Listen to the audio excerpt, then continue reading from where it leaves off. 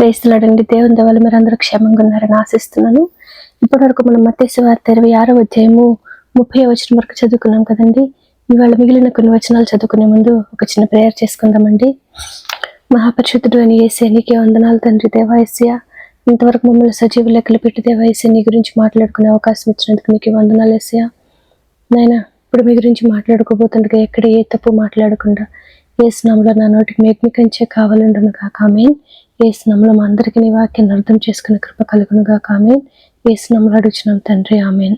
ఇప్పటి వరకు మనం తెలుసుకున్నాం కదండి. యేసయ్య తన యొక్క శరీరానికి రక్తానికి సాదృశ్యమైన రొట్టె ద్రాక్ష రసాన్ని తన యొక్క శిష్యులతో పంచుకున్న తర్వాత వారందరూ కూడా ఒక కీర్తన పాడుకుని ఒలీవల కొండకి వెళ్ళారంట కదండి. అక్కడ యేసయ్య ఇంకా తన శిష్యులతో ఏమని మాట్లాడుతున్నారో మనం చూద్దామండి. మత్తయి సువార్త 26వ అధ్యాయము 31వ వచనము. అప్పుడు యేసు వారిని చూచి, ఈ రాత్రి మీరందరూ నా విషయమై అభ్యంతరపడెదరు.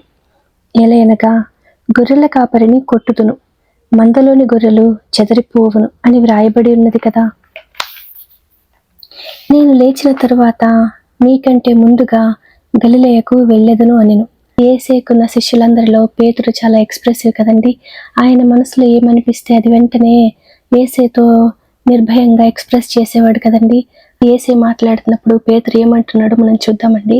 అందుకు పేతురు, నీ విషయమై అందరూ అభ్యంతరపడినను నేను ఎప్పుడునూ అభ్యంతరపడనని ఆయనతో చెప్పగా, యేసు అతని చూచి, ఈ రాత్రి కోడి కూయక మునిపే నీవు నన్ను ఎరుగనని ముమ్మారు చెప్పెదవని నీతో నిశ్చయముగా చెప్పుచున్నాను అనెను.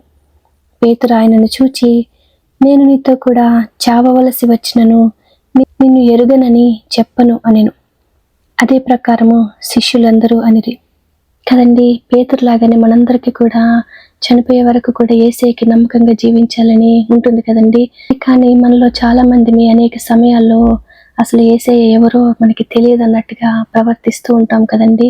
పేతురు ఏ విధంగా అయితే తాను పడిపోయినప్పటికీ కూడా తిరిగి రిపెంట్ అయ్యి ఏ విధంగా అయితే దేవుని కోసము నమ్మకంగా జీవించాడో అదే విధంగా మనం కూడా పశ్చాత్తాపం చెంది యేసయ్య కోసం అంతం వరకు నమ్మకంగా జీవించే కృప యేసు నామములో మనందరికీ కలుగును గాక. ఆమేన్. యేసు నామములో మనందరికీ సమాధానం కలుగును గాక. ఆమేన్. ఇప్పటి వరకు మనం చదువుకున్నాము మత్తయి సువార్త 26వ అధ్యాయము 31వ వచనం నుంచి 35వ వచనం వరకు. వాక్యాన్ని అర్థం చేసుకునే కృప యేసు నామములో మనందరికీ కలుగును గాక. ఆమేన్. యేసు నామములో మనందరికీ సమాధానం కలుగును గాక. ఆమేన్. Praise the lord.